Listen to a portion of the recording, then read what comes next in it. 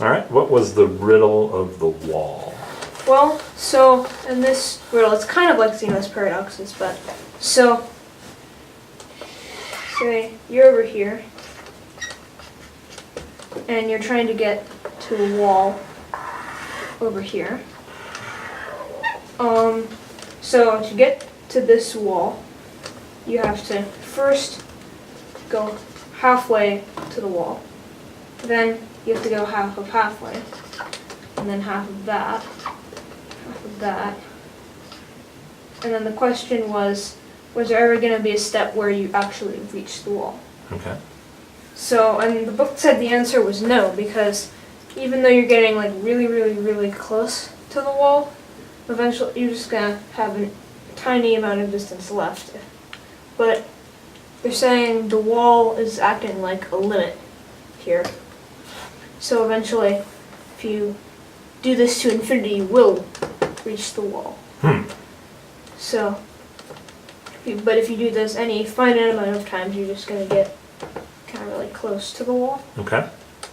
So, but you can't travel farther than the wall, and that's why the wall is actually kind of acting like the limit here. Nice. Okay. So, is there a way we can talk about some of the math behind this concept? What are how could we put numbers associated with this walk to the wall? Well, I guess the first distance here is 1/2 the way of the wall. Then you have 1/4 plus 1/4, and then it's 1/8. Then it would be a 16th. Boy, 1/32, and then so on. It's 1 over all the powers of 2, and then if you do this to infinity, this is going to equal 1, which is the whole distance.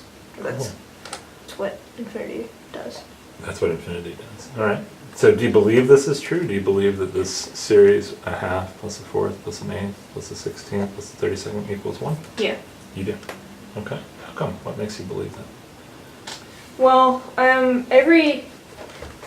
it's kind of interesting because every time you're getting halfway closer, but I mean, any finite amount of steps you're not going to do it, but and if you add infinity to it, you're going to eventually reach it.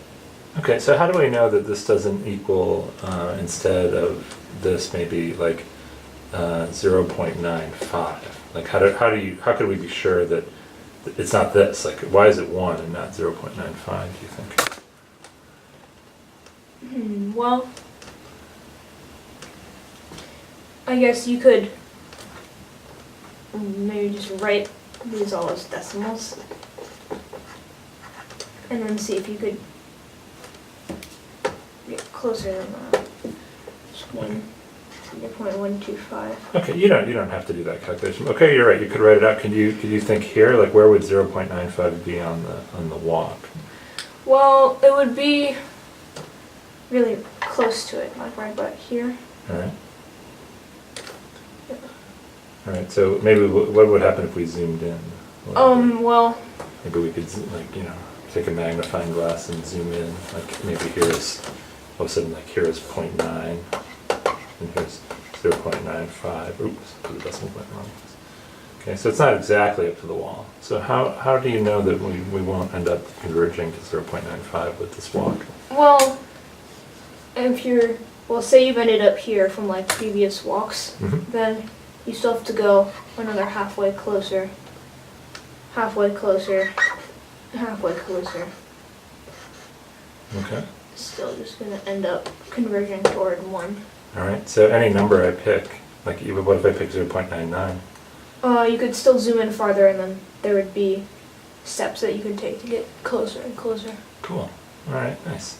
Now you said this is close enough to Zeno's paradox. Do you want to talk about Zeno's paradox, or? Well, there are 3 of them actually. Okay. 3 of his paradoxes that they mentioned. All right. Let's talk about those. That'll be fun.